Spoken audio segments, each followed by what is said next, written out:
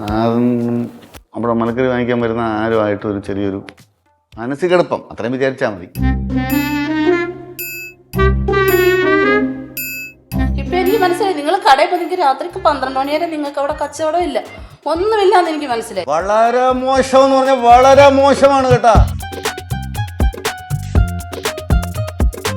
സാറിന്റെ നീ പല പൈസ വാങ്ങിച്ചിട്ടുണ്ടോ? ഡ്രസ്സ് മേടിച്ചേരുന്നല്ല നമ്മൾ കറങ്ങാനൊക്കെ പോകുന്നു. നമ്മുടെ കുഞ്ഞുങ്ങളല്ലേ, അവർക്ക് നമ്മൾ എന്ത് കൊടുക്കുന്നു? ആ പറഞ്ഞെടുത്താവുന്ന വിനാണോ നിങ്ങൾ ഇവളെയും കൊണ്ട് ഇങ്ങനെ പുറത്ത് കറങ്ങാൻ പോകുന്നത്? അത് ഞാൻ കേൾക്കണോ? പിന്നെ ഇതിന്റെ എല്ലാം ആണി ഒരുത്തിയുണ്ട്. ആണി